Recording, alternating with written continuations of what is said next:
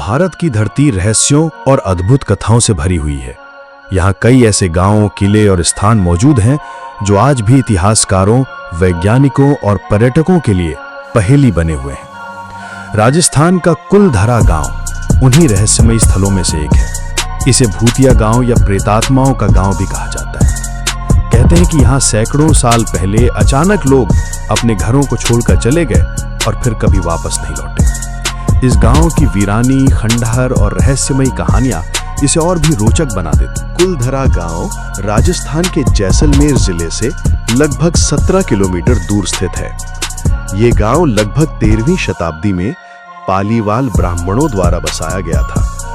पालीवाल ब्राह्मण अपने ज्ञान, परंपराओं और जल प्रबंधन की तकनीकों के लिए प्रसिद्ध थे।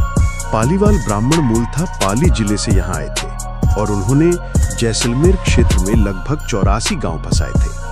इन गांवों में कुलधरा सबसे प्रमुख था। वे खेती और व्यापार में निपुण थे। सबसे बड़ी बात यह थी कि उन्होंने रेगिस्तान जैसे सूखे इलाके में भी जल संचयन की अनोखी तकनीकें विकसित की थी। उनके बनाए तालाब और कुएं आज भी देखने लायक हैं। कहा जाता है कि यहाँ कभी चारों ओर हरियाली, खेती-बाड़ी और संपन्नता थी।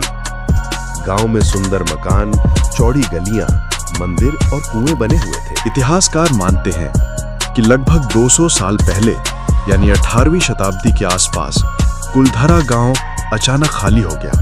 किंवदंती है कि उस समय जैसलमेर के शासक दीवान सालिम सिंह की नजर गांव की एक सुंदर ब्राह्मण लड़की पर पड़ गई थी। वो जबरन उससे विवाह करना चाहता था। गांव वाले इस अपमान को सहन नहीं कर सकते थे। कहते हैं कि पालीवालों ने पंचायत बुलाई और ये निश्चय किया कि वे अपनी इज्जत की रक्षा के लिए गांव छोड़ देंगे।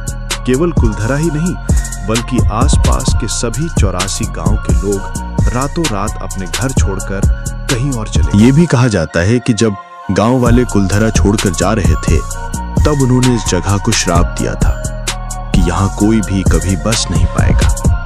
तभी से ये गांव सुनसान और वीरान पड़ा है।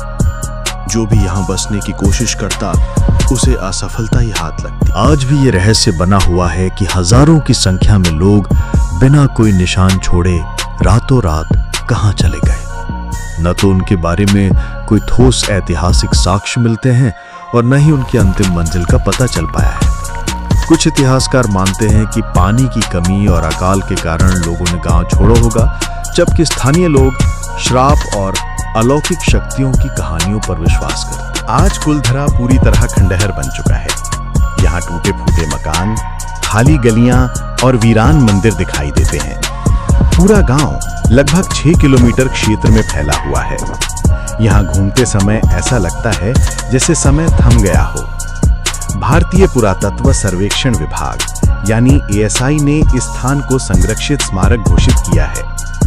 यहाँ पर्यटक दिन में आते हैं और पुराने मकानों, मंदिरों और गलियों को देखकर उस समय की जीवन शैली की झलक पाने की कोशिश करते हैं। स्थानीय लोगों का मानना है कि यहाँ रात के समय अजीब घटनाएं होती हैं।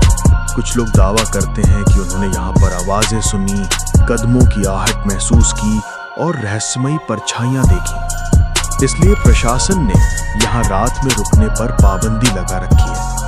हालांकि वैज्ञानिक इन बातों को केवल कल्पना और अफवाह मानते हैं। उनका कहना है कि डर और वातावरण की वीरानी ही ऐसी अनुभूतियां पैदा करती हैं। कुलधरा गांव अब राजस्थान का एक प्रसिद्ध पर्यटन स्थल बन चुका है। यहाँ देश विदेश से पर्यटक आते हैं और इसकी रहस्यमयी कहानियों को सुनकर रोमांचित होते हैं।